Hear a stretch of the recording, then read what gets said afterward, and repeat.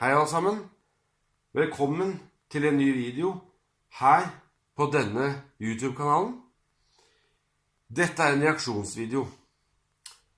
I denne videoen så skal jeg se et klipp på YouTube som heter Banned Horror Movies That Were Too Disturbing. Da begynner jeg. Se om det er en reklame først. Nei. Pushing boundaries, taking audiences and ratings boards to the very limit of what they can stomach. Some films have been so hardcore that entire countries have taken steps to ban them from their theaters, in some cases making screening or possessing them a criminal act. Sometimes you can see the rationale behind a movie being banned, but not always. For one reason or another, these horror films were all battlegrounds for censorship, deemed too disturbing for viewers, but they still managed to find their audiences anyway. A Serbian film. A Serbian film has a reputation as one of the most extreme horror movies ever made. And it's a reputation that's well earned, centering on an adult film actor who's been hired to participate in an increasingly sadistic production. The story is meant to be a metaphor for life in Serbia, conveying how the country screws its people over from birth. The metaphor gets very literal, being represented on screen by torture, murder, necrophilia, and other even worse things. With that kind of taboo content, it's far from surprising that a large number of countries wanted nothing to do with the movie. At one point or another, a Serbian film was banned in Germany, Norway, Brazil, Australia, New Zealand, Malaysia, Spain, and Singapore, and the countries that eventually allowed the movie required significant edits. The movie is so extreme that it's almost gotten people thrown in real-life prison. Following a Serbian film's ban in Spain, the director of a film festival faced criminal charges for daring to show the movie anyway, a move which drew condemnation from the film's director. Despite how violent the film is, it uses its extreme violence to make a point, and of course no children were actually harmed during the making of it. A Serbian film may be one of the most boundary-pushing movies ever made, but it's still just a movie, and as a horror movie, it's pretty genuinely effective. Saw 6 and Saw... Wow. Ja. Kom reklame, men den reklamen får jeg håpe over.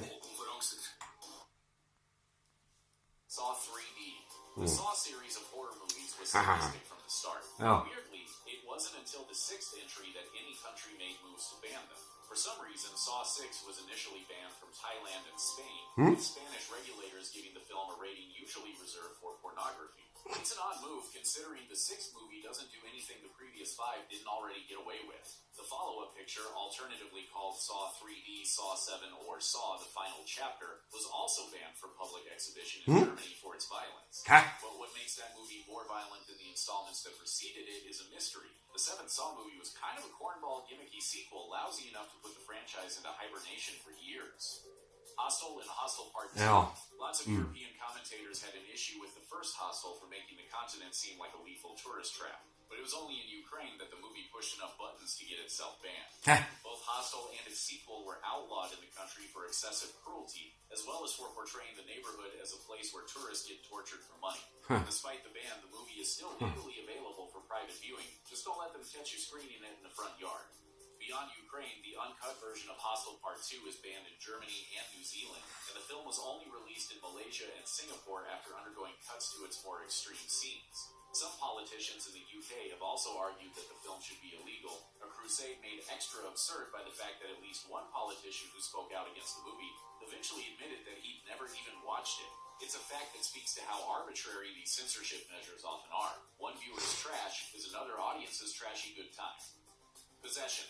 Possession is one of the best and most bonkers horror movies ever made. Har jeg hørt om. Everyone was comfortable with its content when it was released in 1981.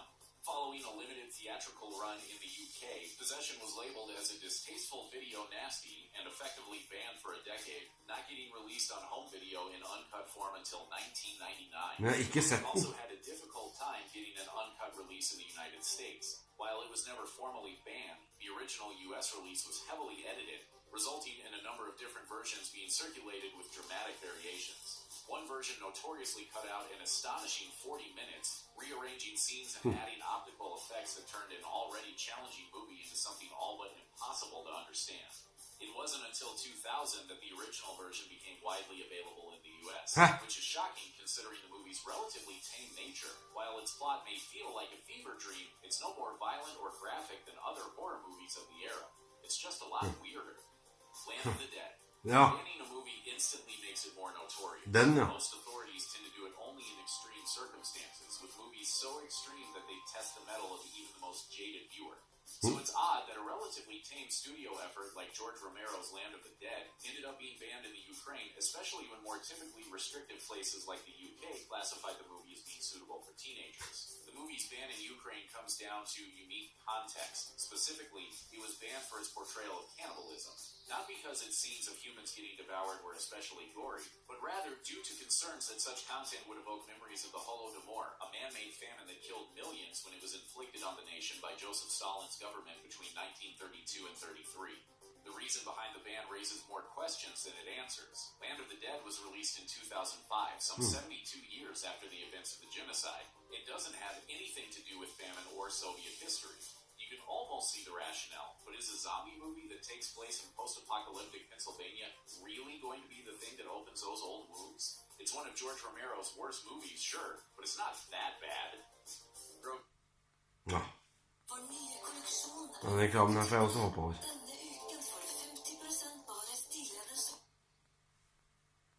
Grotesque. 2009's Grotesque is a 73-minute exploitation Den har jeg ikke sett. movie from Japan that focuses chiefly on the Jeg tror ikke jeg har hørt om den. sadistic murder of a young couple.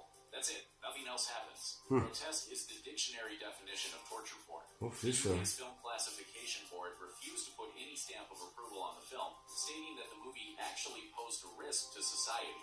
Running down the movie's main offenses, the censors cited acts of amputation, eye gouging, castration, and evisceration, resulting in a gory and violent death. Fy søren, altså. Typical horror movie fans' definition of a fun Friday night. The lack of a traditional narrative only bolstered the board's decision to reject the movie, with their assessment being that the film could not be cut to satisfy their standards when its very concept was so objectionable.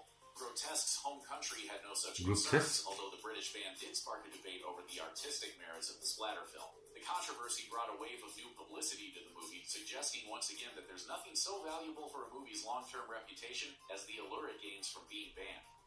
Father's Day. Described as pure grindhouse madness, Father's Day is a Canadian horror comedy about a man getting revenge on the killer who molested and murdered his father. The outlandish concept is Nei, den har jeg heller ikke sett. not that that mattered to the Australian government. Although Father's Day was allowed to screen in Sydney for its 2012 theatrical premiere, classification was refused for its home video release, resulting in an effective ban on the movie in the country, with future screenings of it at film festivals being cancelled. With the film banned from a video release, a distributor for Father's Day took Australian censors to task for taking the movie's content out of context. After much back and forth in the press, the movie was eventually released in 2013, leaving a censored version that toned down the gore. Slender Man. The picture Slender Man is the first studio movie to be inspired by the online horror phenomenon, telling the story of a group of teenage girls who seek out the mysterious monster. At least, that was the plan. Prior to its release, Slender Man sparked controversy due to its relationship to a real-life attempted murder that took place near Waukesha, Wisconsin in 2014, when two middle school students violently attacked their friend in an effort to appease the fictional creature. In a lead-up to the movie's theatrical rollout, the father of one of the attackers condemned the movie, accusing its producers of capitalizing on a tragedy, saying, "In my opinion, it's extremely distasteful. All we're doing is extending the pain all three of these families have gone through." Reportedly, the negative buzz spooked Sony into dramatically chopping down the movie, removing much of the film's violence as well as plot arcs and entire characters. But for some exhibitors, that self-censorship wasn't enough, with theaters near the site of the attack refusing to screen the movie at all. The result of all the drama was an incoherent mess of a movie that got little in the way of a marketing push, getting poorly received by just about everyone. The most puzzling thing is that anyone could have seen the controversy coming from a mile away, which makes one wonder why producers even tried to make the movie in the first place.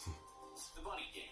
An independent 76-minute movie produced for $13,000. The Bunny Game easily ran afoul of British censors upon its release in 2010. Short, slight, and brutal, the movie centers on the kidnapping and torture of a prostitute hitchhiker by a sadistic truck driver. Nothing more, nothing less.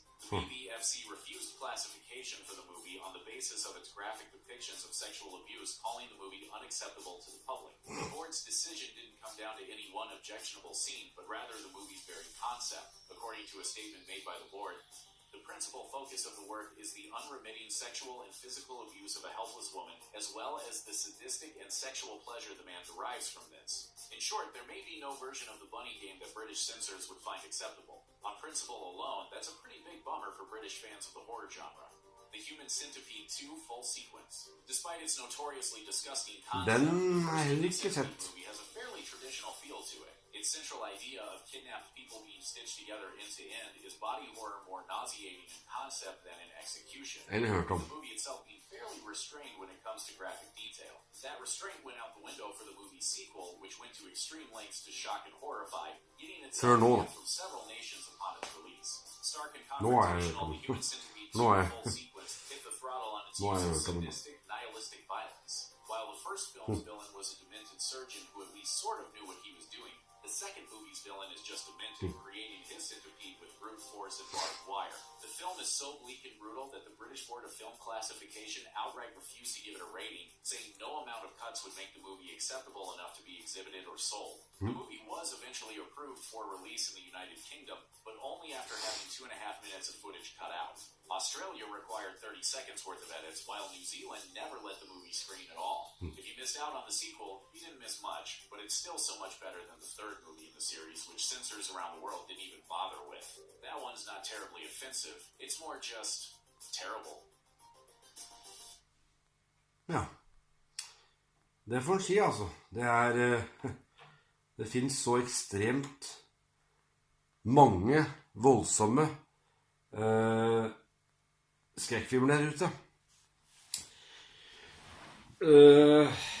Jeg har sett en del av dem. Den mest ekstreme jeg har sett, det kom jeg på det, ja. Altså, jeg har sett ganske mange grusomme, voldsomme skrekkfilmer.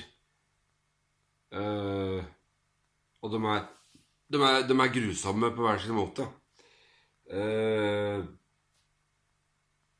Både Cannibal Holocaust og Salò og The 120 Days of Sodom.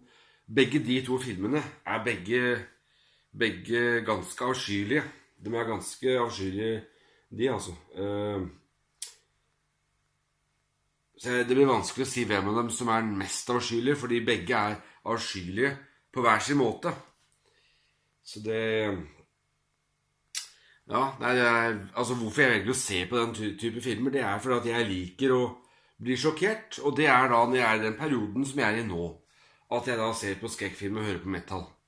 Når jeg ikke er i den perioden, da er det jo helt annen type filmer jeg ser på. Da er det jo sånn som Grown-Ups-filmene og American Pie-filmene, blant annet, som jeg da ser på. Ja da, så... Ja, men jeg er i den perioden som jeg er i nå, at jeg hører på metal og ser på skrekkfilmer. Når jeg da ser på skrekkfilmer, så er det så... Altså, jeg ser på veldig mange forskjellige skrekkfilmer. Og for eksempel The Exorcist fra 1973. Den er veldig annerledes enn Cannibal Holocaust og Salò og The 120 Days of Sodom, fordi